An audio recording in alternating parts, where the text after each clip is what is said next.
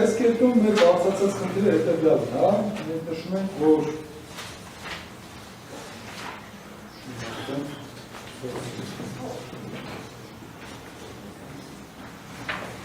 ներողություն 2.5.2 Այսինքն ի վերջո պետք է մեղադրանքի մեջ հասկանալ կոչը արկա է, թե արկա չէ, 61-րդ էջից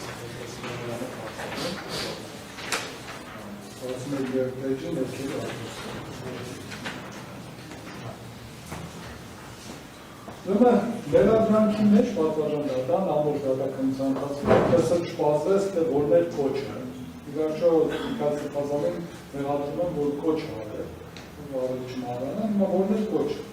որ դատականության ընթացքում չպասվեց, ինչպես նաև եզրափակիչ ելույթներով դատանին ներկայացրեցին, որ մեղադրանքում նկարագրված դեպքը չի կարող հանցագործություն համարվել, թե կառուցվածքային, թե բովանդակային առումով, քանի որ նկարագրված չէ կոչ։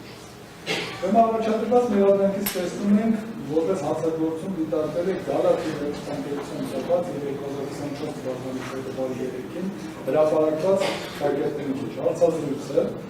իսկ մյուսը եւ լրատվական ալիքին տրված եւ 2025 թվականին 21-ին հրապարակված հարցազրույցի միջոցով մեղադրանքի կողմը չի համարել առանձին հանցագործություն, այլ դիտարկել է նախորդի վերահաստատում։ Սա շատ կարևոր է, որովհետև ամբողջ նախաքննությունը տանում է նրան, որ այս երկուսն են դիտարկում որպես գործողություն, օբյեկտիվ կողմի գործողություն, բայց հաստատորեն մեղադրանքը վերահսկվեց, որ սա չի դիտարկվում որպես գործողություն, այսինքն մենք պետք է դիտարկենք առաջինը Գալաթիին որպես հանցազրույց վրացված հայտարարությունը, սա որպես ինքնին հանցագործություն համարվում է, թե չէ, որտեղ երկրորդը սա վերահաստատում է, այլ ոչ թե առանձին որպես գործողություն։ Այդ մասին բառացին նշել է նաև գլխավոր դատախազության պաշտպանական պարզաբանման մեջ, որին հնում է կատարել հանրային մեղադրողը, որը հետազոտվել է դատարանում։ Դատանը պաշտպանության կողմից ներկայացած այս փաստարկը հիմնավոր է համարել եւ իր դատավճռում նշել է հետեւյալը մեջբերումը։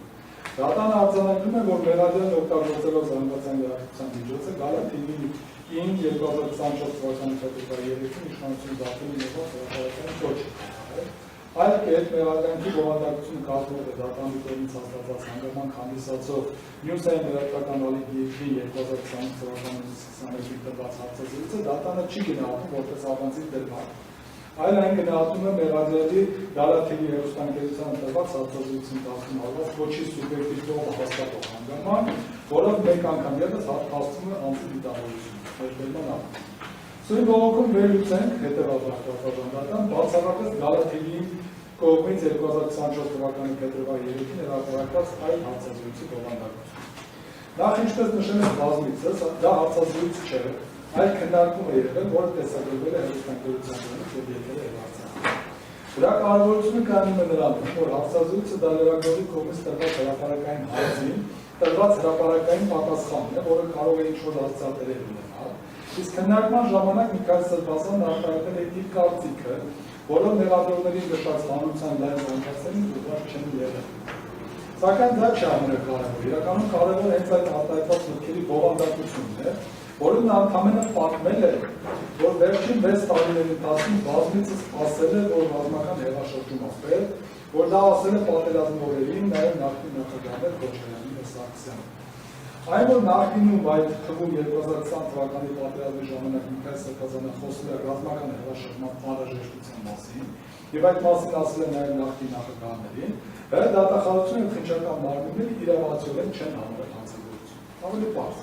Այսինքն մոռանա Գալաթիի ասածը։ Մինչև Գալաթիի 2024 թվականի տեսագրությունը 6 տարվա ընթացքում 20 թվականի ընթացքում Միքայել Սրբազանը նման մտքեր ունի։ Ինչի մասին ինքը պատմում է, որ սա արտահայտել է։ Որ մինչև 2024 թվականը ոչ մեկ հանցագործություն չէր եղել, որ ինքը ժամանակին նման բաներ ասել։ Հրապարակային դատախազությունը սա չի դիտարկել հանցագործություն,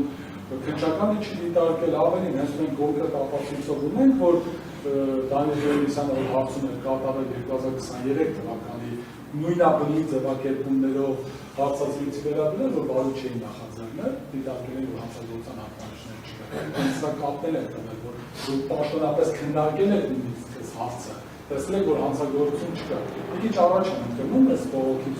Այսինքն տեսեք, Միքայել Սրբազանը ասում է, որ ես 6 տարվա ընթացքում ասել եմ։ Մի հատ փաստ ունենք, որ 23 թվականին սա գնահատել են, ասել են հանցագործություն չի։ Հիմա Միքայել Սրբազանը պատմում է, որ նախկինում նման բաներ ասել, որովհետեւ հանցագործություն չի։ Հիմա մեր մոտ այդ միտքը անկախ ծագում է այդ հարցը։ Եթե պատմում է մի բան, որը հանցագործություն չի, ո՞նց կարող է չհանցագործության մասին պատմելը, հիմա դառնա հանցագործություն, զուտ պատմելու փաստ։ Որտեղ ինքը հիմա ոչ միտեղ գրված չի, որ այս պահին ինքը կոչ անի։ Կոնկրետ գրում է, որ ինքը ասում է, որ այն ժամանակ այդ բաները ասել։ Այստեղ ամենաառանցքային հարցն է։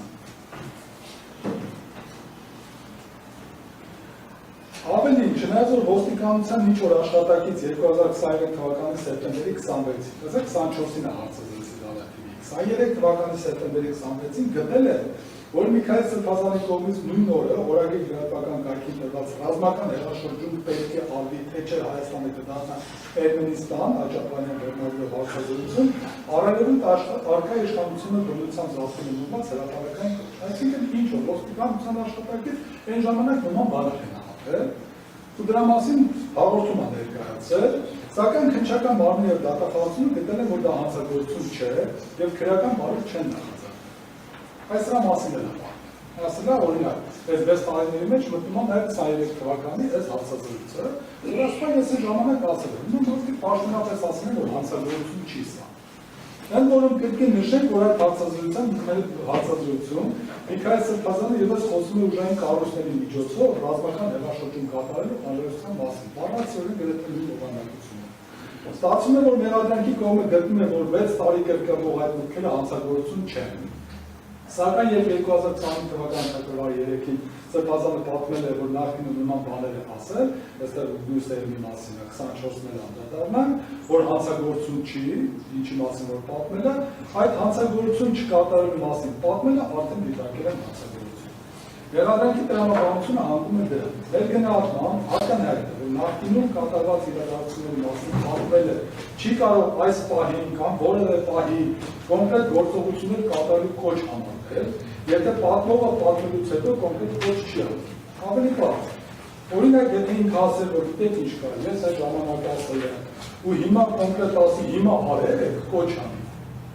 Սա ոնե կդիտարկենք, որ այս պահին կոչ կա, կփորձենք հասկանանք այդ կոչը հանցագործություն է, թե չէ։ Բայց ինքը հիմա ոչ մի բան չի ասում, այն ժամանակ 6 տարի ասում, որ դա տարիքը կա։ Ու ոչ միտեղ չի ասում, որ ես հիմա էլ եմ դա ասում։ Սա հատկապես ընդգծվում է այն դեպքում, երբ պատմում է պետության կողմից գնահատված եւ ոչ հանցավոր ճանաչված գործողությունների մասին։ Հատուկ ցանկացած, այսինքն մենք ինչ ենք ասում, այսինքն եթե պետությունը ասել է, որ դու ես գործողության հանցագործություն չես արել, դե Միքայել Սրբազանը օբյեկտիվորեն դա ընդունում է որպես իրողություն։ Եվ այդ նույն օրինական վարքագիծը կրկնում է։ Մենք էլ հանդերձ պետությունը ասում է, այսօր հանցագործություն չի, վաղը հանցագործություն չի, այսօր հանցագործություն, այսօր որոշեցի որ այլևս հանցագործություն է։ Ոչ մի օրենք չի փոխվել, ոչ մի օրենսդրական մոտեցում այստեղ չի փոխվել։ Քո գործողությունը արագը պետությունը ասել է հանցանք չի, բայց մենք ո՞նց իմանանք, որ ոչ այն, սա կամայականություն է, ակնհայտ։ Այսինքն չես կարող անձին ասած, որ օրինական ես, մենք էլ այսօր որոշեցինք, որ օրինական չես։